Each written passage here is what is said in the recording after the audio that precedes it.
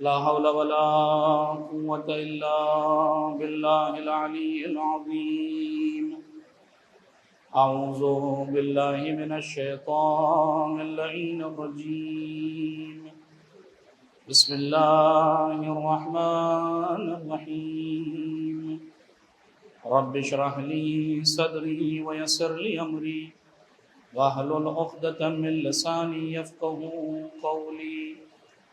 الحمد لله الذي لم يتخذ صاحبة ولا ولدا ولم يكن له شريك في الملك ولم يكن له ولي من الذل وكبره تكبيرا.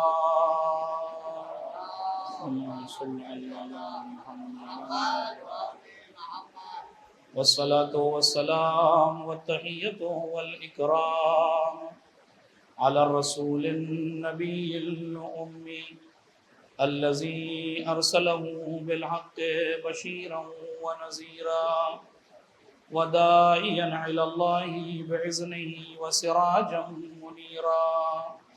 سيدنا ومولانا أبي القاسم محمد اللهم صل على وعلى أهل بيته الطيبين الطاهرين المعصومين المظلومين واللعنة الدائمة الباقية على أعدائهم أجمعين من يوم ظلمهم إلى يوم الدين. عما بعد فقد بسم الله الرحمن الرحيم. قال الله تبارك وتعالى في محكم كتابه المجيد والفرقان الحميد وقوله الحق.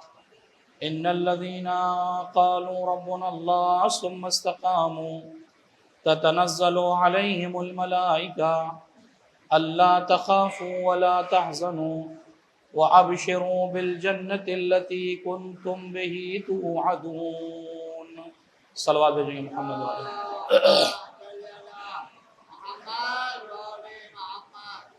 الحمدللہ عشرہ ولایت کے اس دوسرے خمسے کی آج کی یہ تیسری مجلس آپ کے بہترین ذوق سماعت کے لیے ایک ہدیہ اور تحفہ ہے. مستقل آپ کی خدمت میں ولایت کے حوالے سے گفتگو جاری و ساری ہے اور الحمدللہ آپ مستقل علماء، خطبہ اور ذاکرین سے اس موضوع اور ٹاپک پر بہت سی باتیں الحمدللہ آپ نے سن بھی رکھی ہے اور انشاءاللہ آئندہ بھی سنیں گے.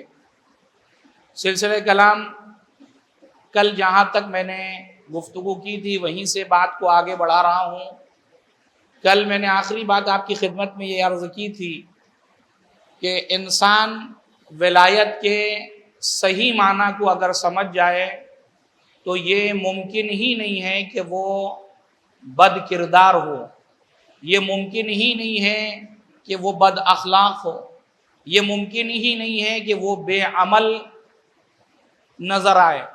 اس لیے کہ ولایت انسان کو کردار کی دعوت دیتی ہے، ولایت انسان کو با کردار بننے کی دعوت دیتی ہے، ولایت انسان کو ایسے اعمال انجام دینے کی طرف دعوت دیتی ہے جس کے ذریعے سے یہ انسان خدا کی بارگاہ میں سرخرو ہو سکے. لہذا اس اطاعت کے اپنے کچھ مطالبات ہیں اور اس اطاعت کے، اس ولایت کے مطالبات میں سب سے اہم چیز جو ہے وہ ہے اطاعت. سر تسلیم خم کرنا، حکم امام کے مقابلے میں اف اور بٹ کی کوئی منزل نہیں ہونی چاہیے.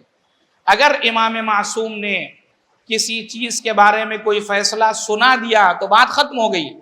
اب یہاں پر اف اور بٹ کی کوئی گنجائش نہیں رہ جاتی. یہ ہے ولایت کا صحیح مفہوم، اور یہی مفہوم آپ کو غدیر میں دیا گیا ہے. جب مولا رسول اللہ صلی اللہ علیہ وآلہ وسلم نے اللہم صلی علی محمد وآل محمد جو اقرار لیا ہے الست اولا بکم من انفسکم، کیا میں تمہاری جانوں پر تم سے زیادہ حق ولایت نہیں رکھتا؟ یعنی تمہاری جانوں پر حق ولایت اگر کسی کو حاصل ہے تو مجھ رسول اللہ کو حاصل ہے.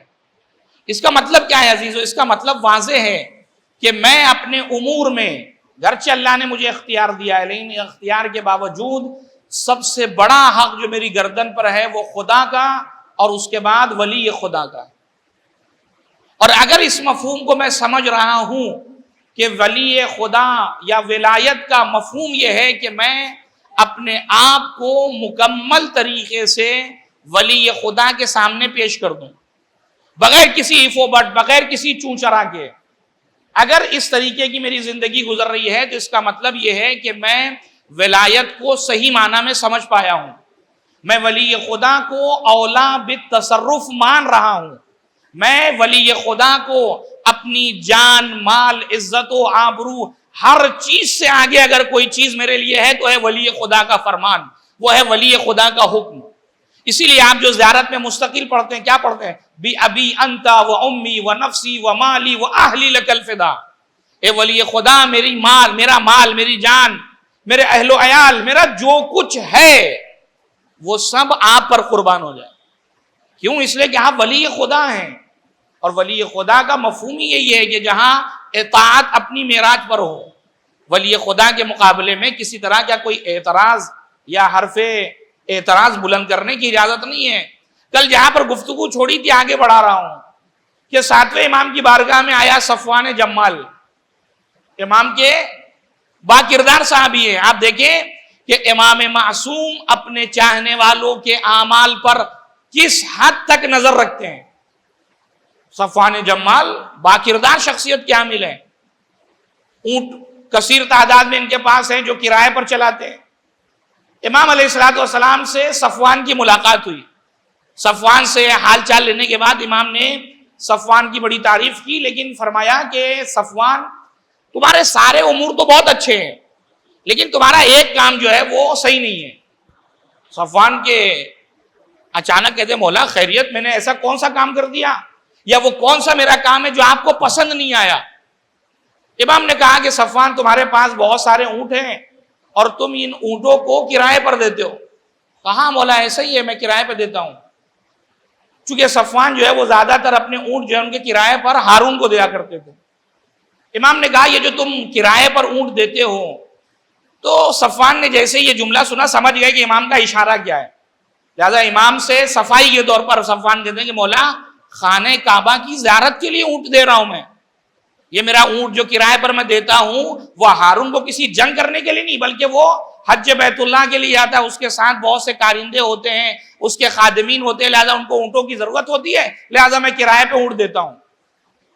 امام نے ایک جملہ کہا صفوان یہ بتاؤ کہ جب تمہارا کرایہ تم تک نہیں پہنچتا، ظاہر ہے کہ وہ کرایہ آنے کے بعد ہی تمہیں دیتا ہوگا، تو صفوان تمہارے ذہن میں کیا آخر ہے؟ کیا تم اس بات کے خواہش مند نہیں ہوتے کہ وہ جسے تم نے اپنا اونٹ کرائے پر دیا ہے وہ صحیح و سالم واپس آئے تاکہ تمہارے اونٹ کا کرایہ تمہیں دے سکے؟ کہا مولا ہاں بالکل ایسے ہی ہے، میں اس بات کا فکر مند رہتا ہوں کہ وہ صحیح و سالم آئے تاکہ جو میرے اونٹ کا کرایہ ہے وہ مجھ تک پہنچے. امام نے کہا بس یہیں پہ مشکل ہے. فرماتے ہیں من احبا فہوا منہم. امام فرماتے ہیں کہ جو ظالمین کی بقا کی خواہش کرے گویا وہ انہی میں سے ہے. لہذا صفوان جو یہ تم اونٹ کرائے پر دے رہے ہو اور یہ تم خواہش مند بھی ہو کہ یہ صحیح و سالم واپس آئے، جبکہ تم ایک ظالم کے لیے امید لگا کر بیٹھے ہو کہ وہ صحیح و سالم واپس آئے تاکہ وہ تمہارا کرایہ تمہیں واپس دے. صفوان تمہارے کام میں مشکل یہی پر ہے کہ تم ایک ظالم کی بقا کی امید میں لگے ہوئے ہو.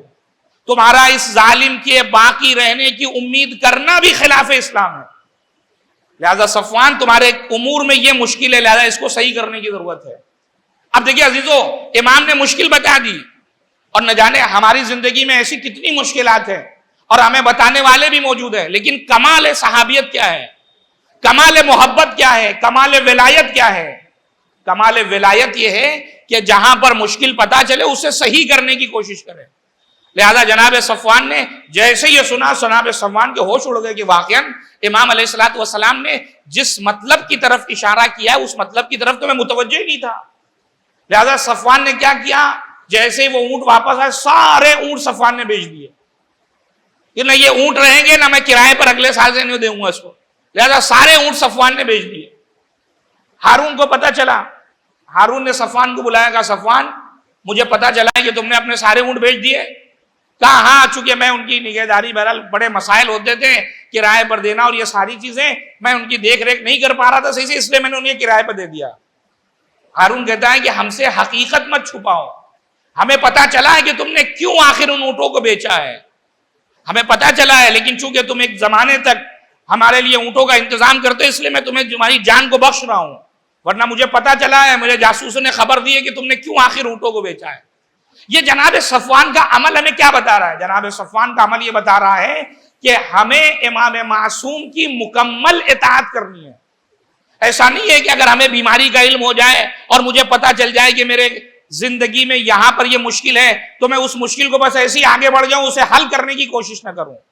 یہ ولایت کا کمال نہیں ہوگا. کمال ولایت یہ ہے کہ جہاں پر جیسی مشکل پیش آئے اور امام معصوم سے اگر حل مل گیا ہے تو اسے انجام دینے کی کوشش کرے. اور میں بار بار یہ آپ کی خدمت میں عرض کر رہا ہوں کہ ولایت کے باب میں تنہا زبان خرچی کام نہیں ہونے والا. صرف زبان چلانے کا نام ولایت کا نام نہیں ہے, بلکہ ولایت پر مکمل طریقے سے, جو زیارت پہ جملہ میں بار بار پڑھ رہا ہوں, بھی ابی انتا و امی و نفسی و مالی لکل فدا, کا مطلب کیا ہے؟ یعنی ولایت کا صحیح مفہوم یہ جملہ ہے کہ ولی خدا میری جان, مال, عزت, آبرو, ازواج, اہل, جو کچھ ہے سب آپ پر فدا. اگر ضرورت پڑ جائے تو یہ ساری چیزیں میرے لیے اہمیت نہیں رکھتی جتنی اہمیت آپ کی ذات رکھتی ہے.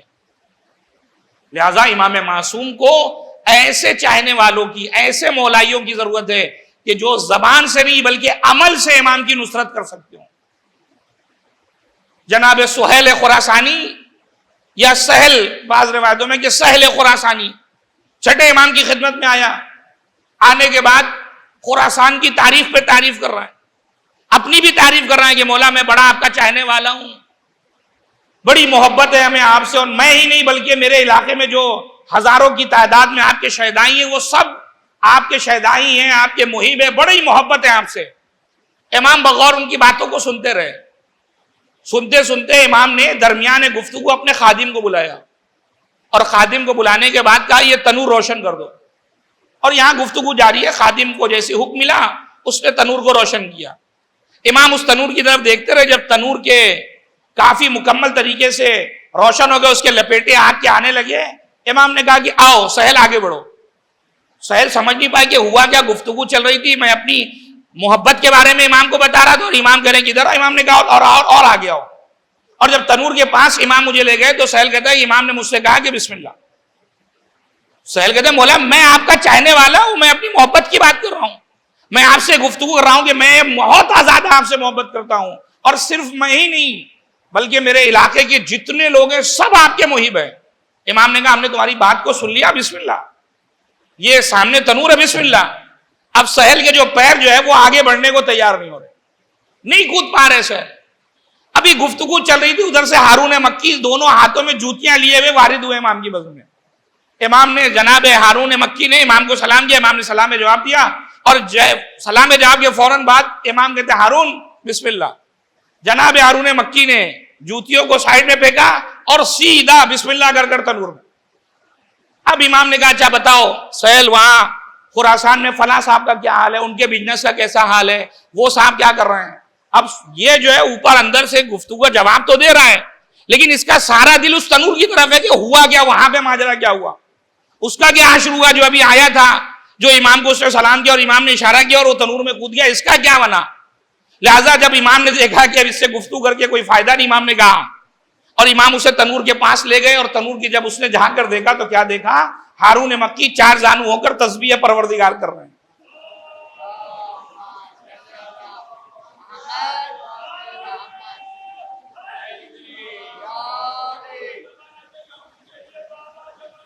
اللہم صلی علی محمد. اس میں امام کے پاس جب یہ آیا تھا تو اس نے امام سے ایک جملہ کہا تھا کہ مولا آپ بیٹھے کیوں ہیں, آپ قیام کیوں نہیں کرتے, آپ حکومت کو اپنے ہاتھ میں کیوں نہیں لیتے, میں آپ کا چاہنے والا ہوں, خراسان کی اتنی ساری تلواریں آپ کے ساتھ ہیں. جب اس کی گفتگو ختم ہو گئی تو امام نے کہا یہ بتا جو تو نے ابھی تعریف کی تھی اس جیسے کتنے تیرے پاس, یہ تم ہماری نصرت کی بات کر رہے ہو اور یہ کہہ رہے ہو کہ مولا جو ہے آپ قیام کیوں نہیں کرتے, ہم آپ کا ساتھ دینے کے لیے تیار ہیں, اتنی تلواریں خراسان میں موجود ہیں. امام نے کہا اس جیسے کتنے بتا. سہیل نے سر کو جھکایا، مولا اس جیسا تو میری نظر میں کوئی نہیں ہے۔ امام نے کہا تو پھر امام معصوم کو یہ بتانے کی ضرورت نہیں ہے کہ کب اسے قیام کرنا ہے اور کب اسے قیام نہیں کرنا ہے۔ ہم بہتر طریقے سے جانتے ہیں کہ کب ہمیں تلوار نکالنا ہے اور کب ہمیں تلوار نہیں نکالا، ہمیں بتانے کی ضرورت نہیں، ہم بہتر جانتے ہیں کہ کب ہمیں قیام کرنا، کب ہمیں قیام کرنا۔ جس دن اس جیسے 5 بھی ہو جائیں گے تو امام صادق تمہیں قیام کرتے ہوئے نظر آئیں گے۔ یہ جملہ امام معصوم کا کیا ہے؟ یعنی امام معصوم بتا رہے ہیں کہ مشکل تمہارے اندر یہ ہے کہ تم دعوی محبت تو بہت کرتے ہو، لیکن تمہارے ساتھ مشکل یہ ہے کہ جہاں پر عمل دکھانا چاہیے، جہاں ہمارے ساتھ کھڑے ہونا چاہیے، وہاں نظر نہیں آتے ہو۔ سب سے بڑی مشکل یہ ہے کہ دعوی محبت تنہا کافی نہیں ہے، بلکہ مقام عمل میں بھی تم اسی جوش و خروش کے ساتھ تمہیں آگے آنا ہوگا۔ یہ ہے ولایت کا مفہوم، کہ اگر ہمیں ولی خدا مانا ہے تو ولی خدا کا مطلب ہے کہ ولی خدا نے اگر اشارہ کر دیا تو بات ختم ہو گئی۔ وہاں بھی یہ پوچھنے کی ضرورت نہیں کہ مولا یہاں پہ کوئی گنجائش بنتی ہے کہ نہیں بنتی ہے۔ جناب عبداللہ ابن ابی یعفور چھٹے امام سے کیا کہتے ہیں کہ مولا یہ انار ہے، اگر آپ اسے 2 ٹکڑے کر دیں اور آدھے انار کو آپ کہیں کہ یہ حلال ہے اور آدھے کو کہیں کہ حرام ہے، تو میں یہ بات ماننے کو تیار ہوں اور بالکل مطمئن ہوں بغیر کسی شک کے کہ یہ آدھا حلال ہے آدھا حرام ہے، مجھے اس میں ذرہ برابر بھی شک نہیں ہوگا۔ یہ ہے ولایت کا صحیح مفہوم جو جناب عبداللہ ابن ابی یعفور پیش کر رہے ہیں کہ مولا اگر آپ نے یہ حکم دے دیا انار ٹھیک ہے ایک ہی درخت کا ہے، سب کچھ ہے، آپ نے 2 حصے کہ آپ کا حلال تو حلال، آپ کا حرام تو حرام، یہاں پہ عفو بٹ کی گنجائش ہی نہیں رہ جاتی۔ اس لیے کہ اگر امام معصوم نے یہ کہہ دیا کہ یہ حلال ہے تو یہ حلال ہے، امام معصوم نے کہہ دیا یہ حرام ہے تو حرام ہے، اس لیے کہ معصومین کی نگاہ میں رتبہ تبھی بلند ہوگا جب اطاعت کی منزل میں ہم آگے بڑھتے چلے جائیں گے، اور جتنا انسان اطاعت کی منزل میں یا اس اطاعت کی وادی میں اپنے آپ کو ڈباتا چلا جائے گا، اتنا امام معصوم اپنے کردار سے اسے بلندی عطا کرتے چلے جائیں گے۔ آج جس عظیم صحابی کی شب شہادت ہے جناب میثم تمار، ان کی زندگی اٹھا کر دیکھیں آپ، جناب میثم تمار سلام اللہ علیہ کی علیہ کی زندگی کی آپ بررسی کریے، تجزیہ کریے، کیا زندگی ہے جناب میثم کی۔ گرچہ جب آپ تاریخ اٹھائیں گے تو جناب میثم کی جو زندگی اوائل کی زندگی ہے، جو ان کی ابتدائی زندگی، اس کے بارے میں تقریباً تاریخ خاموش ہے، کوئی زیادہ ان کے بعد معلومات نہیں کہ جناب میثم کہاں سے ان کا تعلق تھا۔ بہت زیادہ ذکر کیا تو ایران کے کسی ایک علاقے کا ذکر کیا جو اس وقت اگر موجودہ دور کی میں بات کروں تو آذربائیجان کے اس علاقے میں وہ آتا ہے جہاں سے جناب میثم کا تعلق تھا۔ لیکن بہرحال جنگیں ہوئی، وہ ساری چیزیں ہوئی، جناب میثم جو ہے وہ اسیر بنے، عربوں کے ہاتھ میں آئے، اور بنی اسد، جو مورخین لکھتے ہیں کہ بنی اسد کے قبیلے کی ایک عورت تھی جس نے جناب میثم کو خریدا تھا، اور جناب میثم انہی کے یہاں غلامی کیا کرتے تھے، وہی زندگی گزار رہے ہیں۔ جناب میثم کے بارے میں جب آپ تاریخ میں پڑھیں گے تو آپ کو جناب میثم کے بارے میں جب مولا کائنات ظاہری خلافت میں آئے ہیں، یعنی 35 ہجری کے بعد، تب آپ کو جناب میثم کے جو ہے وہ کردار، جناب میثم کے حالات جو ہے وہ مولا کائنات سے آپ کو نظر آئیں گے وہاں، کیونکہ جناب میثم مولا کائنات کے بھی صحابی ہیں، امام حسن کے بھی صحابی ہیں، اور امام حسین کے بھی صحابیوں میں آپ کا شمار ہوتا ہے۔ لیکن جناب میثم شاید ہم ان کے کردار اور ان کی شخصیت سے ویسے آشنا نہیں ہے جیسے آشنا ہونا چاہیے۔ جناب میثم کو میثم جس نے بنایا ہے وہ ہے ان کی اطاعت، وہ ہے ان کی پیروی، وہ ہے عشق علی ابن ابی طالب علیہ الصلوۃ والسلام جو جناب میثم کے وجود میں پایا جاتا تھا۔ جناب میثم ہوا کہ آخر مولا کائنات کو پتہ چلا، لہذا مولا کائنات پہنچے ہیں جناب میثم کی خریداری کے لیے اس بنی اسد کی عورت سے، اور جب خرید لیا گفتگو ہو رہی ہے، مولا نے پوچھا کہ میثم یہ بتاؤ تمہارا نام کیا ہے؟ جناب میثم نے اپنا اصلی نام چھپا رکھا تھا، جتنے بھی جو قبیلے جہاں جہاں بھی وہ جاتے تھے انہوں نے اپنا نام سالم رکھا تھا، یہ میرا نام سالم ہے۔ اسی طریقے سے جناب میثم نے، چونکہ ابھی آشنائی نہیں ہے مولا کائنات سے کہ یہ ہے کون، لہذا جناب میثم کہتے کہ میرا نام سالم ہے۔ مولا کائنات نے میثم سے کہا کہ میثم تھوڑا قریب آؤ۔ جب آئے تو جناب مولا متقیان نے کہا میثم جانتے ہو رسول اللہ نے تمہارا جو مجھے نام بتایا ہے وہ میثم نام ہے۔ اب جیسے یہ سنا کہ رسول اللہ نے میرا نام میثم، تب جناب میثم پہلی ہی ملاقات میں سمجھ گئے کہ یہ شخص کوئی معمولی انسان نہیں ہے، اس لیے کہ یہ بات تو میں نے کسی کو بتائی نہیں تھی، یا مجھے بتاتی ہے میرے باپ کو جس نے میرا نام رکھا تھا سالم، ورنہ کسی کو میں نے ذکر ہی نہیں کیا اس نام کا. اس نام کا علم رکھنا اس کا مطلب ہے کہ آنے والی شخصیت کوئی معمولی شخصیت نہیں ہے. اور اس کے بعد جناب میثم کو آپ نے خریدا ہے، اور خریدے کرنے کے بعد آپ کو آزاد کر دیا. اور یہ بھی آپ کو عجیب اتفاق ہے، یہ قانون اسلام آپ جا کر دیکھیں کہ اسلام کے آنے سے پہلے عربوں کے درمیان جو دستور تھا، جو قوانین تھے، وہ تھا بردگی. کیا مطلب؟ یعنی لوگوں کو غلام بنانا. یہ ان کا ایک جسے کہا جائے رسم و رواج میں شامل تھا. یہ باقاعدہ غلاموں کے بازار لگا کرتے تھے، لوگ غلام خریدنے کے لیے جایا کرتے تھے. اسلام جب آیا تو آنے کے بعد اسلام نے اس سسٹم کو ختم نہیں کیا کر، چونکہ ظاہر ہے کہ جو سسٹم اور جو رسم و رواج جس کی جڑیں کافی مضبوط ہو گئی اس کو اتنی آسانی سے ختم نہیں کیا جا سکتا. لہذا اسلام نے اس کو ختم کرنے کے احسن طریقے بیان کیے. مثلا کسی نے روزہ نہیں رکھا ہے، کاٹھی کے کفارے کے طور پر ایک غلام آزاد کر دو. یہی وجہ ہے کہ آپ معصومین کی زندگی کو اٹھا کر دیکھیں گے کہ معصومین علیہ الصلوۃ والسلام اپنی زندگی میں باقاعدہ غلاموں کو خریدتے تھے اور مستقل انہیں آزاد کرتے رہتے تھے. اس لیے کہ اسلام کسی کو اسیر بنانے کے لیے نہیں آیا ہے، بلکہ جو اسیر ہیں انہیں آزادی دلانے کے لیے اسلام آیا ہے. لہذا اسلام نے تو اسیری کی بات ہی نہیں کی ہے، لہذا ہر انسان کو آزاد قرار دیا ہے. لہذا آپ دیکھیں گے معصومین، کسی غلام نے کوئی اچھی بات کہہ دی، امام نے کہا جاؤ تمہیں آزاد کر دیا. کسی غلام نے اچھا کام کیا، امام نے کہا جاؤ تمہیں آزاد کر دیا. معصومین بہانے تلاش کرتے تھے کہ کوئی بہانہ ملے اور ہم انہیں آزاد کریں. گرچہ معصومین علیہ الصلوۃ والسلام نے ان غلاموں کے ساتھ ایسا کردار اور ایسا رویہ رکھا تھا کہ جب امام معصوم انہیں آزاد کرتے تھے تو ان کی آنکھوں میں اشک آتے تھے اور ہاتھوں کو جوڑ کے کہتے تھے کہ مولا ہمیں وہ آزادی نہیں چاہیے جو آپ کے در سے ہٹ کر نصیب ہو رہی ہو. ہمیں آپ کی غلامی پسند ہے، ہمیں اس گھر کی غلامی پسند ہے، ہمیں وہ باہر کی آزادی نہیں چاہیے، ہمیں اس در کا غلام رہنا پسند ہے. لہذا اکثر جو غلام ہوتے تھے وہ آزادی کو ترجیح نہیں دیتے، تو کہتے نہیں مولا میں یہیں پہ رہوں گا، مجھے آپ آزاد نہیں کریے، میں آپ ہی کے ساتھ زندگی گزارنا پسند کروں گا. ایک صلوات بھیجیں گے محمد والے محمد.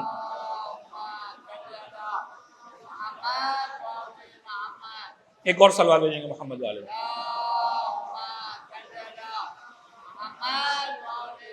اور آج آپ دیکھیں، آج مغربی تمدن جو ویسٹرن کلچر ہے وہ باقاعدہ اعتراض کرتے ہیں اسلام کے اوپر کہ بھائی آپ کے یہاں تو غلامی کا سسٹم ہے، آپ جو ہے وہ غلام بنایا کرتے تھے. انہیں صحیح تعلیم پتہ ہی نہیں ہے کہ اسلام نے جو کلچر تھا اس کلچر کو ختم کیا ہے. اور پھر وہ اپنی تعریف میں اور اپنے قصیدے پڑھتے ہیں کہ دیکھیں ہمارے یہاں دیکھیں غلاموں کو کتنی اہمیت دی جاتی ہے، کتنا آؤ بھاؤ اور کتنا ویل مینٹین انہیں رکھا جاتا ہے. کیا مطلب؟ کہ دیکھیے اگر ہمارے یہاں جو غلام ہیں انہیں بالکل زرق و برق ایک دم بہترین جوتے اور زبردست کپڑے ایسے پہنائے جاتے ہیں کہ وہ بھی پہننے کے بعد جو ہے فخر محسوس کرتا ہے. آپ نے دیکھا ہوگا جو غلاموں کا حال ہے ویسٹرن میں، مثلا نوکروں کا جو حال رکھا ہے. لیکن عزیزوں میں ان سے ایک سوال کرنا چاہتا ہوں کہ آپ نے یہ جو غلاموں کو لباس دیا ہے، بڑا زرق و برق و بڑا چمکیلا لباس، یہ جو جوتے آپ نے دیے ہیں بڑے اونچے اونچے، یہ سوچا کہ اس کے اندر جو ہے وہ اس کی میں نے بہت ہی جو عزت افزائی کی ہے. لیکن میرا سوال بہت چھوٹا سا ہے، آپ بھی سوچیے گا اس موضوع پر. مجھے یہ بتائیے، یہ جو آپ نے اسے نیا لباس دیا، زرق و برق بڑا چمکیلا بڑا بھڑکتا کلر، اس کو جو لباس دیا ہے، یہ بتائیے اس عمل سے اس کے اندر غلام ہونے کا احساس بڑھا ہے یا گھٹا ہے؟ یہ جو آپ نے لباس دیا اس کو، اس کے اندر جو غلام ہونے کا احساس ہے وہ بڑھا یا گھٹا؟ کہا مولانا سیدھی سی بات ہے کہ احساس تو بڑھ گیا، اس لیے کہ بالکل الگ تھلگ سماج سے لگ رہا ہے. وہ الگ الگ جوتے پہنا رکھے، اسے بڑا عجیب و غریب اسے لباس دے رکھا ہے. جو بھی آ رہا ہے وہ دیکھ رہا ہے کہ میں غلام ہوں اور یہ آقا ہے. اس کے اندر تو بار بار یہ احساس پیدا ہو رہا ہے کہ میں غلام ہوں اور یہ آنے والے سب رئیس زادے ہیں یا آقا زادے ہیں اور میں غلاموں کی طرح دروازے پہ کھڑا ان کا استقبال کر رہا ہوں. لیکن عزیزوں، جو اسلام نے فکر پیش کی ہے، جو مولا کائنات کی فکر ہے، اسے آپ دیکھیں کہ بازار گئے ہیں اور بازار میں جانے کے بعد جو نیا لباس، جو قیمتی لباس تھا وہ قمبر کو دیا، جو کم قیمتی لباس تھا وہ خود رکھا.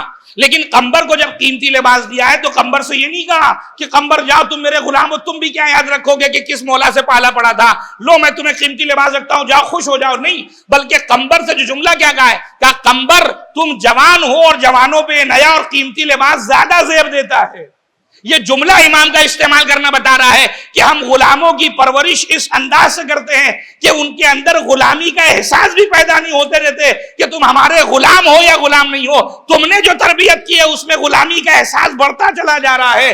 معصومین نے جو غلامیت کا تصور پیش کیا ہے اس کے اندر غلامیت کا احساس ختم ہوا ہے، بڑھا نہیں ہے. ایک صلوات بھیجیے گا محمد و آل محمد. یا علی یا علی. اللہم صلی علی محمد. لہذا امام معصوم علیہ السلام خاص طور سے مولا کائنات، میں نے کہا آپ کی خدمت میں، اس سے غلامی کا احساس ختم کیا ہے. یہ نہیں کہا کہ میں تمہارا آقا ہوں جا تم بھی کیا یاد رکھو گے، نہیں، بلکہ کہا تم جوان ہو، تمہارے اوپر یہ نیا اور قیمتی لباس زیادہ زیب دے گا، تم اسے رکھو. ایسے نہیں غلاموں نے آزادی پر ترجیح دی ہے غلامی کو. اس کردار کو دیکھا ہے معصومین علیہ السلام سے کہ اپنے غلاموں کے ساتھ بھی کس روش اور کس رویے سے پیش آتے تھے. لہذا کوشش ہوتی تھی کہ جتنے بھی طبقات ہیں، چونکہ بہرحال اس زمانے میں بھی عربوں کے درمیان بھی طبقاتی سسٹم تھا، یہ چھوٹا ہے یہ بڑا ہے، وہ جیسے ہمارے انڈیا میں سمجھ لیے کلچر ہے، یہ اچھوت ہے، یہ فلاں ہے، یہ فلاں ذات کے، یہ ان کے ذات کے، وہ سسٹم عربوں کے اندر خاص طور سے کہ میں عرب و عجم. حتیٰ کہ جب مولا کائنات حکومت میں آئے اور مولا کائنات کے دو فقیر سامنے آئے، ایک عربی تھا ایک عجمی تھا، امام نے دونوں کو برابر دیا. تو وہ جو عربی فقیر تھا وہ غصہ ہو گیا امام پر، وہ کہتا یا علی آپ نے میری توہین کر دی. کیسی توہین؟ کہا آپ نے اس عجم کو بھی 1 درہم دیا اور مجھے بھی 1 درہم دیا، یہ میری توہین ہے کہ میں عجم کے برابر میں بھی حاصل کر رہا ہوں. امام نے کہا قرآن کی کوئی ایک آیت مجھے بتا دے کہ قرآن نے کسی جگہ پہ کہا ہو کہ تجھے عجمیوں پر فوقیت حاصل ہے تو میں تیرے شہریے میں اضافہ کر دوں گا. مجھے قرآن کی کوئی آیت بتا. قرآن میں تو صرف اتنا لکھا ہے ان اکرمکم عند اللہ اتقاکم، اللہ کے نزدیک مکرم اور محترم وہ ہے جو تم میں سب سے زیادہ متقی اور پرہیزگار ہو. عرب اور عجم ہونا یہ معیار فضیلت نہیں ہے کہ تم عرب کے ہو تم عجم کے ہو تو معیار فضیلت بن جائے گا. علی کے سامنے قرآن کی کوئی آیت لے آؤ، اپنی فضیلت کو ظاہر کرو، اضافہ پیسہ مجھ سے لے کر جاؤ. ایک صلوات بھیجیے گا محمد و آل محمد. اسی لیے جورداق نے جب کتاب لکھی ہے مسیح ہے، اس نے یہی جملہ لکھا کہ مولا کائنات کی قتل کا سبب ان کی عدالت بنی ہے.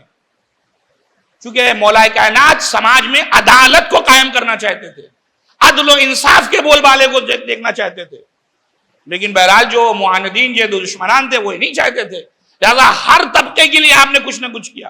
حتیٰ کہ خود جناب میثم، مولا گزرے میثم جناب میثم کی دکان پہ، کیونکہ جناب میثم کی ایک دکان تھی، چونکہ تمر کہتے ہیں کھجور کو، تمار کہتے ہیں کھجور فروش کو، جو کھجوریں بیچتا اسے کہتے ہیں تمار، اسی لیے آپ کو کہا جاتا ہے میثم تمار. اور اسدی چونکہ بنی اسد کے قافلے میں غلام بنے ہوئے تھے اس لیے اسدی مشہور تھے، کوفے میں رہتے تھے اس لیے کوفی آپ کے نام لیا جاتا ہے. میثم تمار اسدی کوفی، یہ آپ کو ملے گا جناب میثم کے لیے. جناب مولا کائنات نے کیا دیکھا کہ میثم 2 طرح کی کھجور لے کر بیٹھے. مولا کائنات نے پوچھا میثم یہ کھجوروں کو تم نے الگ کیوں کر رکھا ہے؟ تو اب میں آج کی زبان میں کہوں گے، مولا نے کہا کہ میثم نے جناب مولا کائنات سے کہا کہ مولا یہ جو کھجور ہے یہ اعلیٰ کوالٹی ہے، اس کی قیمت الگ ہے، اور یہ جو ہے وہ تھوڑا سا لو کوالٹی کی، اس لیے اس کی قیمت الگ ہے. اچھا اس میں کوئی برائی نہیں ہے، ہمارے یہاں دکانوں پہ ہوتا ہے کہ آپ دکانوں پہ جائیے کھجوروں کی ایک ہی کھجور ہے لیکن اس کی کئی طرح کی قسمیں آپ کو ملیں گی. اور صرف کھجورے میں نہیں، ہمارے یہاں ہر چیز میں کوالٹی ہوتی ہے، جو کوالٹی ہوتا ہے اس کی قیمت بھی فرق ہوتی ہے، جو لو کوالٹی ہے اس کی قیمت میں فرق ہوتا ہے. لیکن امام علیہ السلام کی دیدگاہ دیکھیں آپ، امام معصوم کا نظریہ دیکھیں امت کے لیے. امام نے کہا کہ میثم میری خواہش یہ ہوگی کہ یہ طریقہ غلط ہے، میثم اس کو اگر ممکن ہو تو چھوڑ دو، میثم ایسا کرو کہ یہ ساری کھجوروں کو ملا دو اور جو کم قیمت والی جو تم نے ریٹ رکھا تھا وہ ریٹ رکھو، تاکہ جو غریب طبقے کے لوگ ہیں وہ بھی اچھی کھجوریں اس بہانے کھا سکے. جو غریب لوگ ہیں وہ بھی اسی بہانے اسی قیمت میں اچھی کھجوریں کھا سکیں. لہذا میثم یہ الگ الگ کھجوروں کے بجائے تم انہیں ملا دو اور قیمت اس لو کوالٹی کی رکھو تاکہ جو ہے وہ غریب بھی جو ہے اس کھجور تک پہنچ سکے. لہذا یہ پیغام ہمارے لیے کیا ہے کہ اگر واقعا میرے لیے ممکن ہے اور تجارت میں ایسا کر سکتا ہوں بغیر نقصان کے تو اسلام اس کو کہتا ہے کہ آپ کریے، لیکن اگر مجھے نقصان ہو رہا تو پھر یہ عمل کرنے کی ضرورت نہیں ہے. چونکہ جناب میثم کے لیے ممکن تھا یہ، لہذا مولا کائنات نے تجویز دی کہ یہ کام کرو تاکہ جو ہے وہ غریب طبقے تک بھی جو ہے وہ اعلیٰ قسم کی کھجوریں پہنچ سکیں. ایک صلوات بھیجیے گا محمد والے محمد. اور ایسے بہت سے واقعات مولا کائنات کی زندگی میں آپ کو ملیں گے کہ آپ نے کس طریقے سے لوگوں کے لیے کام کیا ہے. حتیٰ کہ آپ ایک گوشت کی دکان سے گزرے, ایک عورت کو دیکھا کہ وہ گوشت خرید رہی ہے, اور دکاندار سے مثلا مثال کے طور پر اس نے 1 کلو گوشت مانگا, اس نے 1 کلو دیا. اب اس عورت نے کہا کہ دیکھو میں کثیر العیال ہوں, ممکن ہے کہ تھوڑا گوشت اضافی دے دو, لیکن وہ بزید ہو گیا کہ نہیں, جتنا تم نے مانگا تھا اتنا میں نے دیا, میں تو نہیں دوں گا. امام آگے بڑھے, امام نے اس گوشت فروش کو خطاب کیا کہ یاد رکھو یہ جو تولنے والی چیزیں اگر اس میں تم تھوڑا سا بڑھا کے دو گے تو پروردگار عالم تمہاری اس تجارت میں برکت عطا کرے گا. لہذا اگر اس کی ٹھیک ہے تم حق پر ہو کہ تمہارا 1 کلو کا مسئلہ تھا وہ حل ہو گیا, لیکن اگر 2 بوٹی 1 بوٹی اضافی اس میں ڈال دو گے تو تمہارا کچھ نہیں بگڑے گا, اللہ تمہارے اس امور میں برکت عطا کرے گا. لہذا امام معصوم نے تاکید کی اور تاکید کر کے آگے بڑھ گئے. وہ بھی سمجھدار تھا, اس نے بھی کہا کہ اگر امام معصوم نے کہا برکت ہے تو پھر تو ہونی ہے.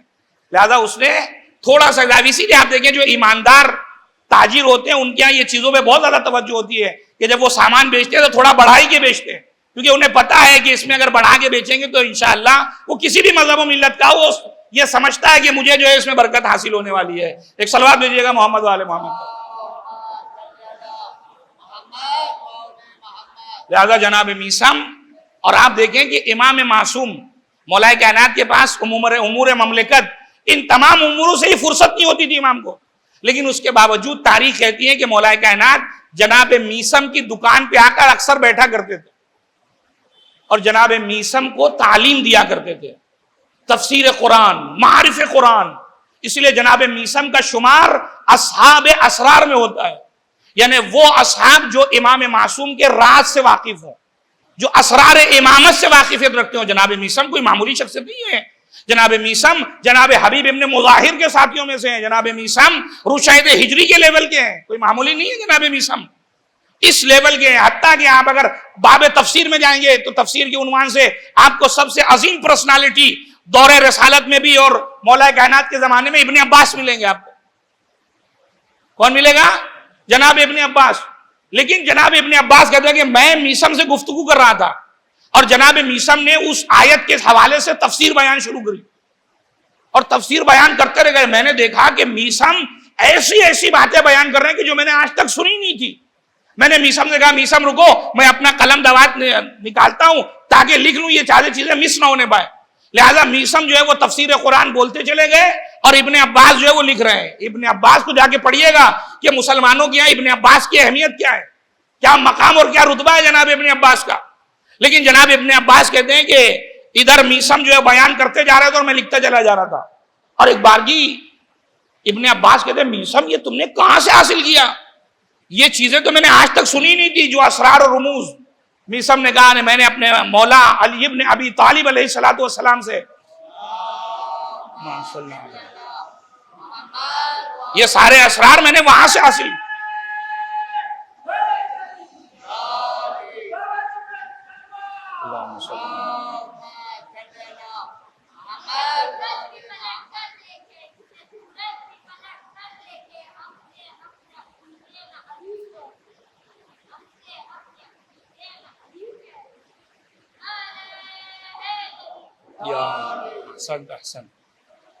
جناب میثم اچھا تفسیر بیان کرتے کرتے آخر میں جناب میثم کہتے ہیں کہ ابن عباس جانتے ہو یہ جو درخت نظر آ رہا ہے اس پہ مجھے سولی پہ چڑھایا جائے گا.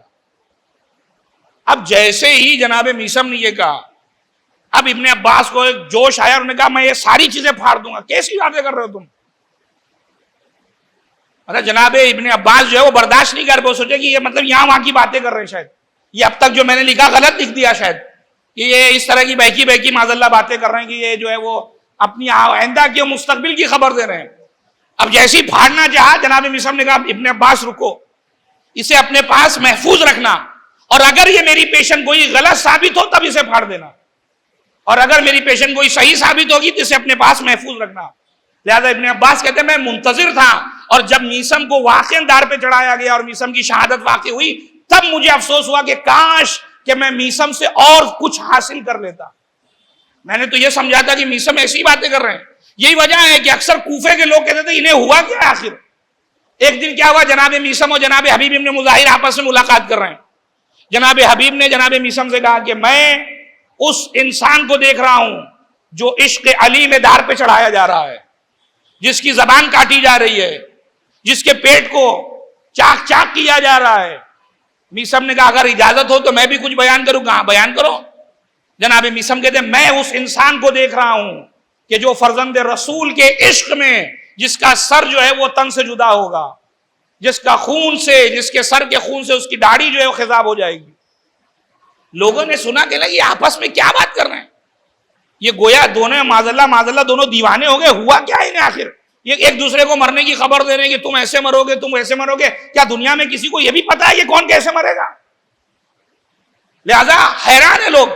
وہیں سے جناب رشید حجری کا گزر ہوا. لوگ جناب رشید نے پوچھا خیریت تو کیا ہوا، سب کیوں آخر چیمی گوئیاں کر رہے ہو؟ تو لوگوں نے کہا کہ ابھی وہ جناب حبیب ابن مظاہر اور میثم بیٹھے آپس میں گفتگو کر رہے تھے کہ وہ دوسرے کی شہادت کی خبر سنا رہے تھے. تو جناب رشید نے کہا بالکل برحق کہا، البتہ ایک بات بتانا میثم بھول گئے کہ جب حبیب ابن مظاہر کا جو سر لائے گا اسے 100 درہم انعام میں دیا جائے گا. لوگ اور غصے میں آ گئے کہ یہ تیسرا کون آیا ان میں کا، یہ بھی عجیب و غریب باتیں کر رہا ہے. لہذا لوگوں کو حیرانی ہوتی تھی کہ یہ ہے کون. اسی لیے عزیز اور روایتیں موجود ہے کہ جب جناب میثم کی شہادت ہوئی ہے تو کوفے کے بڑے بڑے لوگ گریا کرتے نظر آ رہے تھے. کہتے یہ وہ انسان تھا جس کا مسخرہ کرتے تھے، جس کی توہین کرتے تھے. ہمیں تو پتہ ہی نہیں تھا کہ جناب میثم اتنی عظیم شخصیت کے حامل ہے، اس قدر معرفت کہ حتیٰ کہ روایتیں بتاتی ہے، جناب میثم خود نقل کرتے ہیں کہ میں ایک دن مولا کائنات کے ساتھ کوفے سے باہر گیا، مقام جعفی سے آگے بڑھے. میں نے دیکھا مقام جعفی پر مولا کائنات نے 4 رکعت نماز ادا کی اور عجیب جملہ میرے مولا نے کہا. میرا مولا خدا کو مخاطب کر کے کہتا ہے پروردگار میں آخر کیسے تجھے پکاروں جبکہ میں نے تیری نافرمانی کی ہے. خدایا میں تجھے کیسے پکاروں جبکہ میں نے تیری نافرمانی کی ہے، اور خدایا میں تجھے کیوں نہ پکاروں جبکہ علی تجھے پہچانتا ہے، جبکہ علی تجھے جانتا ہے. اب یہاں پر یہ سمجھنے کی ضرورت ہے کہ نافرمانی کا جملہ اس کا مطلب نہیں ہے کہ امام معصوم نے کوئی گناہ کیا ہے، ورنہ آپ دیکھیں دعائے کمیل میں بھی آپ پڑھتے ظلم تو نفسی مولا کا ادا کیا جملہ ہے. اس کا مطلب یہ نہیں کہ مولا نے اپنے نفس پہ ظلم کیا. یہ ہمیں مقام تعلیم میں امام بیان کر رہے ہیں کہ جب خدا کی بارگاہ میں آؤ تو کس طریقے سے مقام دعا میں تمہیں دعا کرنی ہے. آپ اس جملے پر غور کریں جہاں امام معصوم کہہ رہے پروردگار تجھے کیسے آواز دوں جبکہ تیرا نافرمان بندہ ہوں، اور تجھے کیوں کر نہ پکاروں جبکہ مجھے پتا ہے کہ اس کائنات میں اگر کوئی میری آواز کو سن سکتا ہے تو وہ تیری ذات والا ہے، ورنہ کون ہے اس کائنات میں جو میری واقعی اس آواز کو سب کہے گا. اور اس کے بعد میثم کہتے ہیں میں نے دیکھا مولا سجدے میں گئے اور مستقل العفو العفو العفو کا نعرہ امام بلند کر رہے ہیں. اور اس کے بعد امام نے میرا ہاتھ پکڑا اور مجھے پھر ایک صحرا کی طرف لے گئے اور ایک لکیر کھینچی امام نے. اور لکیر کھینچنے کے بعد امام کہتے ہیں میثم تمہیں اس لکیر سے اس طرف آنے کی اجازت نہیں، یہیں پہ کھڑے رہنا. جناب میثم کہتے ہیں میں وہیں پہ کھڑا ہو گیا، لیکن ادھر جس طرف امام کے کافی تاریکی تھی، اندھیرا تھا. میرے دل میں یہ خیال ہوا کہ کہیں ایسا نہ ہو کہ امام کے اتنے سارے دشمن ہیں، کوئی امام کو اکیلا پا کر امام پر حملہ کر دے.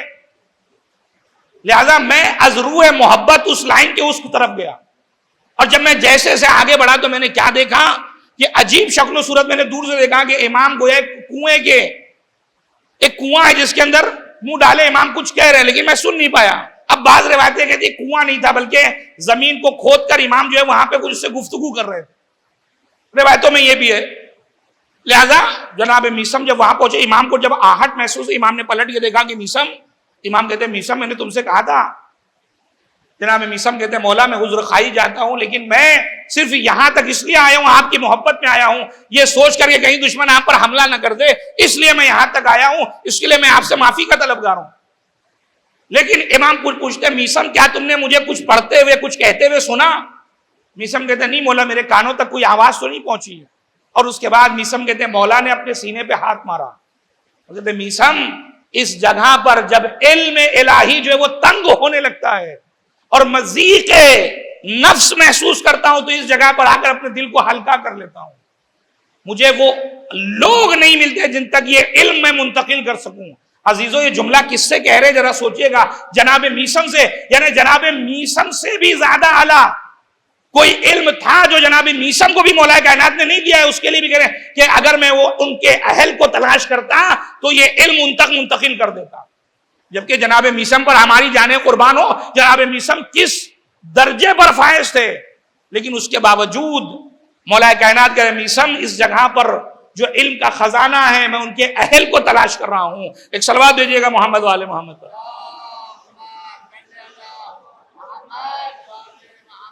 لہذا جناب میسم کی زندگی میں آپ کو اس طرح کے اصحاب اسرار میں سے ہیں، مولا کے شیدائی ہیں. لہذا ایک دفعہ امام آئے امام کی دکان پر، امام آئے میسم کی دکان پر، اور آنے کے بعد میسم کو کسی جگہ بھیجا کہ جاؤ فلاں کام کر کے آؤ، اور امام خود دکان پہ بیٹھ گئے. ایک متعصب انسان وہاں پر آیا، آنے کے بعد کہتا کہ یا علی آپ کب سے یہ؟ کہا خیریت تو تمہارا جو کام ہے وہ کرو، آگے کیا ہے؟ کہتا ہے مجھے کھجور چاہیے. امام نے کہا کھجور سامنے رکھے ہیں، جتنا چاہیے لے لو، باقی پیسہ رکھ کے جاؤ. تو اس نے کھجور تو اچھی والی لے لی، لیکن پیسہ جو بوکس تھا، جو جعلی تھا، کھوٹا تھا، اس کو رکھ کر چلا گیا. اور اس کے بعد جناب میسم پلٹ کے آئے، کہا مولا خیریت تو ہے؟ کچھ آج کی زبان میں کچھ بکری وکری ہوئی؟ امام نے کہا میسم ایک خریدار آیا تھا، اس نے کچھ کھجوریں لی اور پیسہ بھی رکھ کے گیا. جناب میسم نے جب دیکھا تو دیکھا مولا یہ مسکرانے لگے، مولا یہ تو کھوٹا سکہ ہے، یہ تو چلنے والا ہی نہیں ہے. امام نے کہا میسم گھبراؤ نہیں، جو لے کر گیا ہے وہ واپس لے کر بھی آئے گا. اس لیے کہ جو کھجوریں میٹھی لے کر گیا تھا وہ میٹھی پائے گا نہیں وہ. لہذا دیکھا کہ تھوڑی دیر کے بعد وہ کھجوریں جو لے کے گیا تھا وہ واپس لے کے آیا. یہ تو کھٹی کھجوریں ہیں، یہ میٹھی کھجوریں مجھے چاہیے تھی، یہ کون سی کھجور دے دی؟ امام نے کہا جیسا سکہ دیا تھا ویسی کھجوریں بھی اللہ نے تیری قرار دے دی.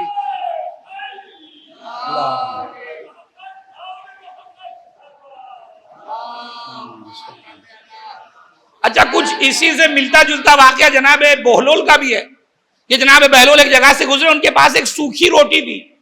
انہوں نے دیکھا کہ ایک طرف کباب تلے جا رہے ہیں، تو کباب جب تلے جاتے ہیں تو اس کی بھاپ کافی مقدار میں اٹھتی ہے. تو جناب بہلول نے سوچا کہ بھائی یہ بھاپ اٹھ رہی ہے، ہوا میں جا رہی ہے، اس سے اچھا ہے کہ میں اپنی روٹی وہاں پہ ایسے لگا دوں، اس بھاپ سے تھوڑی سی اس کے اندر نرمی پیدا ہو جائے گی. تھوڑی دیر کھڑے رہے، جب بھاپ سے روٹی ٹھیک ٹھاک ہو گئی کھانے لائق تو آگے بڑھنے لگے. تو دکاندار نے گریبان پکڑا، بہلول کہاں جا رہے ہو؟ کہا خیریت. کہا پیسے نکالو. گا اس کے کیسے پیسے؟ کہا نہیں اس کے پیسے چاہیے. کہا ٹھیک ہے میں تمہیں پیسے دیتا ہوں. جناب بہلول نے جیب سے سکہ نکالا، ہوا میں اچھالا اور اسے پکڑ کر دوبارہ رکھ دیا. کہاں گیا؟ کہا کہ جو اس کی آواز نکلی تھی وہی آواز تمہارے اس دھوئیں کے پیسے کے بھی، اس کو رکھ لینا. ایک صلوات دیجیے گا محمد والے محمد.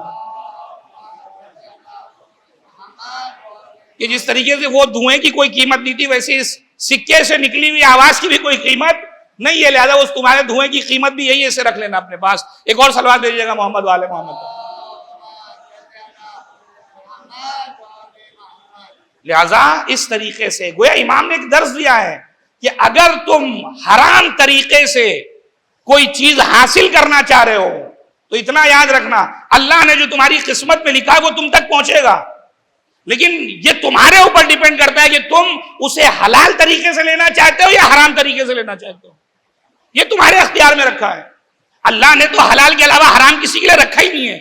یہ تو بندے کی جلد بازی ہے، یہ اسے جلدی امیر بننے کا شوق جو ہے وہ اسے حلال طریقے سے حرام راستے پر لگا دیتا ہے. شاید آج کا یہ آخری واقعہ اور اس کے بعد رفتے مصائب اور آپ کی زحمت تمام. ایک صلوات دیجیے گا محمد والے محمد.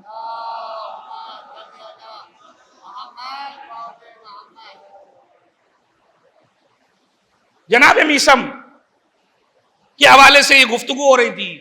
ہوا یہ کہ یہ واقعہ امیر المومنین کا جناب میسم سے اس کا تعلق نہیں ہے، لیکن جو بات میں نے کہی اس بات کو ثابت کرنے کے لیے واقعہ پیش کر رہا ہوں. غالباً آپ کا سنا ہوا واقعہ وہ بڑا مشہور واقعہ ہے.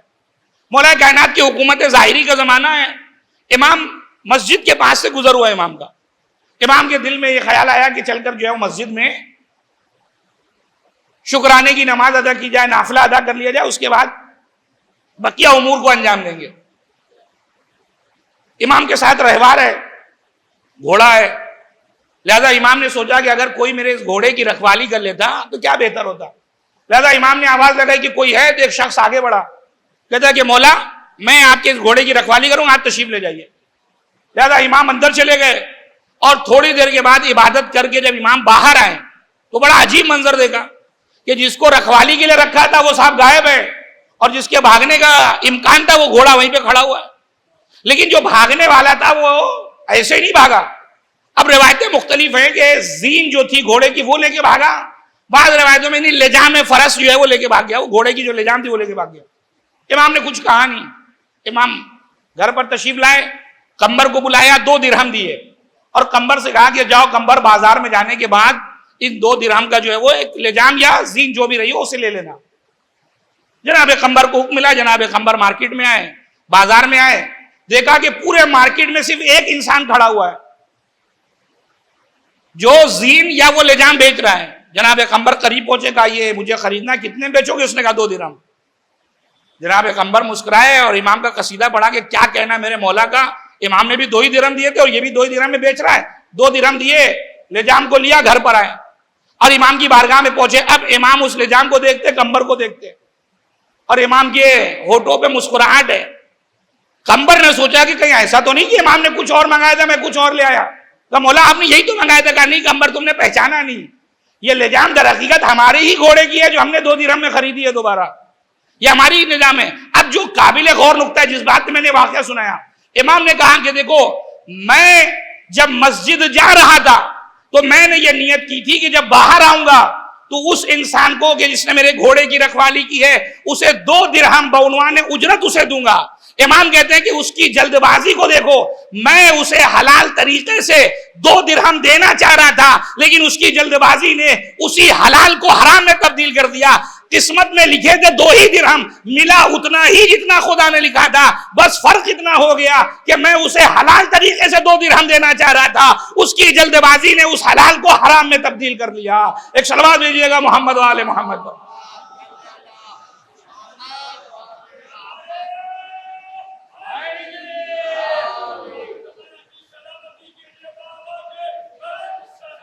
اللہم صلی اللہ علیہ وسلم۔ لہذا یہ ہے وہ طریقہ جسے ہمیں سمجھنے کی ضرورت ہے کہ اگر خدا نے زندگی میں جو لکھا ہے وہ تو ملنا ہی ہے مجھے، لیکن سوال جو مجھ سے پوچھا جائے گا کہ کس راستے سے حاصل کیا، یہ جو دولت تم نے حاصل کی ہے وہ حلال طریقے سے حاصل کی ہے نہیں کی ہے، یہ امپورٹنٹ ہے میرے لیے۔ اگر میرے پاس 1000 روپے ہیں لیکن حلال کے ہیں تو میں بہت باکمال ہوں الحمدللہ، مجھ سے بڑا شاید امیر کوئی نہ ہو، لیکن اگر ملینر اور بلینر ہوں لیکن سارا پیسہ 2 نمبر کا ہو تو پھر یہاں مشکوک ہے، انسان کی ولایت مشکوک ہے کہ آخر یہ کس خدا کے مولائی ہیں، کس خدا کے ماننے والے ہیں، کس رسالت میں آپ کے کلمہ پڑھتے ہیں، کس اہل بیت اطہار علیہ الصلوۃ والسلام کا کلمہ پڑھتے ہیں جن کی محبت کا دم بھرتے ہیں۔ لہٰذا یہ بہت امپورٹنٹ ہو جاتا ہے، خاص طور سے رزق کے مرحلے میں جو معصومین علیہ الصلوۃ والسلام سے احادیث ہم تک نقل ہوئی ہے۔ ایک صلوات بھیجیں گے محمد و آل محمد پر۔ بس عزیزان گرامی، جناب میثم کی شب شہادت ہے اور آپ سنتے رہتے ہیں کہ جناب میثم مدینے بھی گئے ہیں امام حسین سے ملنے کے لیے، لیکن اتفاق یہ ہے کہ ملاقات نہیں ہوئی اور امام حسین مدینے سے باہر تھے۔ جناب میثم تاریخ بتاتی کہ آپ کوفے آئے، آپ مکے پہنچے اور مکے میں باقاعدہ فضائل اور ساری چیزیں آپ بیان کیا کرتے تھے، مستقل آپ جو ہے وہ رطب اللسان فضائل امیر المؤمنین بیان کرتے تھے اور یہ ساری چیزیں۔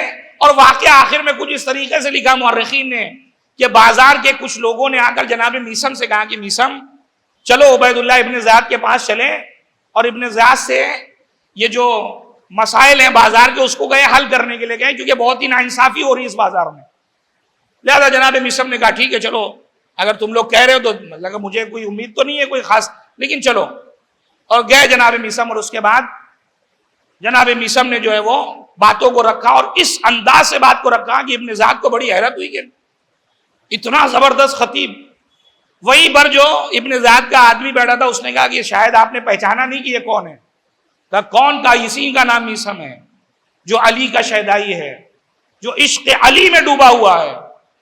اب اس کے بعد ابن زیاد نے جو ہے وہ روایتیں کہتی ہیں کہ اس نے جو ہے وہ بدتمیزیاں شروع کی، یہاں وہاں کی باتیں کرنے لگا، اور اس کے بعد کہتا ہے کہ میثم تمہاری جان اسی وقت بخشی جا سکتی ہے جب تک تم اپنے علی یعنی اپنے مولا سے بیزاری کا اعلان نہ کر دو۔ اگر تم نے بیزاری کا اعلان کر دیا تو ہم جو ہے وہ تمہیں چھوڑ دیں گے۔ جناب میثم کہتے ہیں یہ تو ممکن ہی نہیں ہے، یہ جان رہے یا نہ رہے لیکن علی سے بیزاری یہ ممکن نہیں ہے، علی سے برات یہ ممکن ہی نہیں ہے۔ اچھا اس کی بعض روایتیں بعض وجہ بھی بیان کی جاتی ہے، بعض لوگ اعتراض کرتے ہیں کہ کیوں آخر تقیہ نہیں استعمال کیا. جناب میثم نے اس کی علت چھٹے امام نے بیان کی ہے باقاعدہ. ایک صلوات بھیجیے گا محمد والے محمد. لہذا جناب میثم نے وہاں پہ ساری چیزوں کو بیان کیا، اور بیان کرنے کے بعد جناب میثم سے جب اس نے دیکھا کہ وہ برات کا اعلان نہیں کر رہا ہے تو اس نے جو ہے وہ آخر جھنجھلا کے کہا کہ ابھی میں تمہیں بتاتا ہوں کہ تم کیسے برات کا اعلان نہیں کرتے، کیسے تم علی سے بیزاری کا اعلان نہیں کرتے. تو جناب میثم نے کہا کہ مجھے پتا ہے کہ تو کیا کر سکتا ہے. ابن زاد کہتا ہے کہ تجھے کیا پتا ہے؟ جناب میثم کہتے ہیں میرے مولا نے مجھے خبر دی ہے کہ میں عشق علی میں میرے ہاتھ پیر کاٹے جائیں گے، عشق علی میں میری زبان کو کاٹا جائے گا، عشق علی میں یہ شکم بھی پارا ہو جائے گا. ابن زاد کہتا ہے کہ روایتیں مختلف. ابن زاد نے کہا ابھی میں ساری باتیں تیری جھوٹی قرار دوں گا. لہٰذا ابن زاد نے پہلے تو کہا انہیں زندان میں ڈال دو، اس لیے کہ زندان میں ڈالیں گے، پہلی بات تو میں انہیں جھوٹی قرار دینے والے اسے زندان میں ڈالو. جب جناب میثم آئے زندان میں تو وہاں پر جناب مختار پہلے سے گرفتار ہیں، اور جناب مختار سے جب جناب میثم کی گفتگو ہوئی ہے تو جناب میثم نے جناب مختار کو دیکھ کے کہا مختار خوشا نصیب کہ تم فرزند رسول کے قاتلوں سے بدلہ لینے والے ہو، اور یہ جو ابن زاد یہاں پر بیٹھا ہوا اس کے قاتل بھی تم ہی ہوگے انشاءاللہ. مختار کو بڑی حیرانی ہوئی کہ میثم یہ کہاں کی اور کب کی باتیں کر رہے ہیں آخر، کیونکہ مختار ابھی قید میں، انہیں پتا نہیں کہ کیا ہونے والا ہے، کربلا میں کیا صورتحال ہونے والی ہے. لہذا جناب میثم نے اس علم میں بلایا اور منایا کی بنیاد پر جو علم مولا کائنات نے جناب میثم کو دیا تھا اس علم کی بنیاد پر پیشن گوئی ہے. اور اس کے بعد آپ نے قید خانے میں فضائل امیر المومنین بیان کرنا شروع کیے، اور لوگوں سے کہتے تھے کہ آؤ، آنے کے بعد وہ فضائل جو میں نے اب تک بیان نہیں کیے تو آؤ میری زبان سے سنو. علی کے بارے میں فضائل جس کو بھی سننا ہے آؤ، ایسی ایسی حدیثیں جو تمہیں آج تک نہیں سنو گی وہ زبان میثم سے سنو. اب لوگوں نے خبر دی مامورین نے آ کر کے ابن زیاد تو نے زندان میں اسے ڈالا ہے، زندان میں بھی اس نے مدرس بنا دیا اس کو، سارے لوگ جو ہے وہ علی کے قصیدے پڑھتے نظر آ رہے ہیں. لہذا مجبور ہوا ابن زیاد کے بلاؤ، اور بلانے کے بعد اس کے ہاتھ پیر کو کٹوا کر اسی درخت پر ٹانگا کہ جس درخت کے بارے میں تاریخ بتاتی کہ جناب میثم مستقل اس درخت کو پانی دیا کرتے تھے کہ میرے مولا نے یہ کہا تھا کہ اسی درخت کو مجھے دار پہ لٹکایا جائے گا. لہذا اسی دار پر جناب میثم کو لٹکایا گیا، اور وہاں پر بھی جناب میثم خاموش نہیں ہوئے. اتنی تکلیف کے باوجود جناب میثم مستقل فضائل کو بیان کر رہے ہیں، اور اسی کوفے کے لوگ کچھ گریہ کر رہے ہیں، کچھ رو رہے ہیں کہ میثم ہم نے تمہاری توہین کی، میثم ہم نے تم نے برا بھلا کہا، میثم ہم تمہارے کردار کو سمجھ ہی نہیں سکے. اور میثم کہہ رہے ہیں کہ بات مت کرو، وقت نہیں ہے، جتنا جلدی ہو سکے قلم دعوات لاؤ، جو فضائل امیر المومنین کے میرے سینے میں رہ گئے ہیں وہ مجھ سے سنو، کہیں ایسا نہ ہو کہ یہ زبان عشق علی ابن ابی طالب میں کاٹ دی جائے. اور میثم مستقل بیان فضائل امیر المومنین کرتے رہے. اور ادھر جب مامورین کو خبر دی گئی، ابن زاد کو خبر ملی، آخر میں مجبور ہو کر اس نے آواز دی جاؤ جا کر میثم کی زبان کو کاٹ دو. جب مامور آیا ہے میثم مسکرا رہے ہیں کہ میرے مولا نے سچ کہا تھا کہ میں عشق علی ابن ابی طالب میں میری زبان کو کاٹ دیا جائے گا. زبان میثم کو کاٹا گیا، اور جناب میثم کی لاش 3 دن تک اسی مقام پر رکھی رہی. جان بوجھ کر ابن زاد نے کہا اسے کوئی دفن نہیں کرے گا تاکہ لوگوں کے لیے عبرت کا سبب بنے کہ اگر علی سے محبت کرو گے تو ایسی موت دی جائے گی. لیکن عزیزو کچھ رشتہ دار، کچھ چاہنے والے، انہوں نے رات کے سناٹے میں موقع پا کر جناب میثم کی اس جنازے کو دار سے نیچے اتارا، اور ایک ایسی جگہ پر، نامعلوم جگہ جہاں ابن زاد کے سپاہی نہ پہنچ سکے، وہاں جا کر دفن کر دیا. میں ہاتھوں کو جوڑوں گا میثم، تم عشق اہل بیت کے ساتھ اس دنیا سے گئے ہو، مظلومانہ طریقے سے اس دنیا سے گئے ہو، لیکن اے میثم آخر میں تمہیں قبر نصیب تو ہو گئی، چاہنے والے پیدا ہو گئے، تمہیں سپرد لحد کر دیا گیا. لیکن ذرا فرزند رسول اے میثم تم 60 ہجری میں اس دنیا سے گئے ہو، اس 61 ہجری کے محرم میں آنا، فرزند رسول کا جنازہ کربلا کی زمین پہ پڑا رہا، کوئی دفن نہیں دفن کرنے والا بیٹا موجود تھا، لیکن اتنا مجبور کہ ہاتھوں میں ہتھکڑیاں، پیروں میں بیڑیا، دفن کرے تو کیوں کرے. اے میثم تمہارے ہاتھ پیر کاٹ دیے گئے، لیکن اے میثم ذرا اپنے مولا کی بھی خبر لو. عصر عاشور جب سب شہید ہو گئے، جناب فضہ دوڑی ہوئی آئی، اے زینب، اے بی بی، ارے غضب ہونے جا رہا، کیا ہوا؟ کہا میرے آقا کے جنازے کو پامال سمے اسما کرنے کی تیاری ہو رہی ہے، گھوڑوں کی نال بندی کی جا رہی ہے۔ زینب در خیمہ پہ پہنچی، کیا دیکھا کہ کچھ گھوڑ سوار ہے جن کی گھوڑوں کی نال بندی کی جا رہی ہے، فرزند زہرا کے جنازے کو پامال کرنا ہے۔ زینب آواز دیتی رہی، او ظالموں، ارے یہ زہرا کا لاڈلا ہے، یہ فرزند رسول ہے، اس کے جنازے کو پامال نہ کرو۔ لیکن ادھر کے گھوڑے ادھر، ادھر کے گھوڑے ادھر۔ یہی وجہ تھی جب 11 محرم کو گزری، جب بھائی کے جنازے کو دیکھا، ایک مرتبہ مدینے کا رخ کی آواز دی، اے نانا رسول خدا، ارے آپ پر ملائکہ آسمان نے نماز پڑھی، یہ آپ کا نواسا ہے، مرمل بالدماء، جو اپنے ہی خون میں نہایا ہے، جس کی محاسن اپنے ہی خون سے خضاب شدہ ہے۔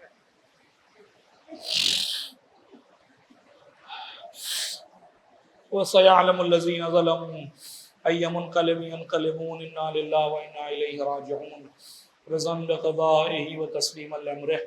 پروردگار تجھے واسطہ محمد والے محمد کا ہماری اس مختصر سے عبادت کو شرف قبولیت عنایت فرما۔ پروردگار جو مقروض ان کے قرضوں کو ادا فرما۔ پروردگار ہم سب کو معرفت اہل بیت اطہار علیہ السلام نصیب فرما۔ پروردگار ہمارے اعمال اور کردار اس قابل ہوں کہ ہم اپنے آپ کو زمانے کے امام کی دعاؤں میں شامل کر سکیں۔ پروردگار مظلومین و مستضعفین عالم کی حفاظت فرما، پرچم اسلام کو سربلند فرما، پرچم کفر و نفاق کو سرنگو فرما، دشمنان تشیع اور اسلام کو نست و نابود فرما، زمانے کے امام کے ظہور میں تعجیل فرما، ہم سب کو ان کے مخلص غلاموں میں شمار فرما۔ ربنا تقبل منا انک انت السمیع العلیم۔ ایک مرتبہ سورہ حمد اور 3 مرتبہ سورہ توحید کی تلاوت فرما کر مرحومہ فاطمہ بائی بنت صالح محمد، مرحوم اکبر علی ابن غلام حسین، مرحوم فاطمہ بائی ہاشم ڈالا اور جملہ مومنین و مومنات کی ارواح کو انشاءاللہ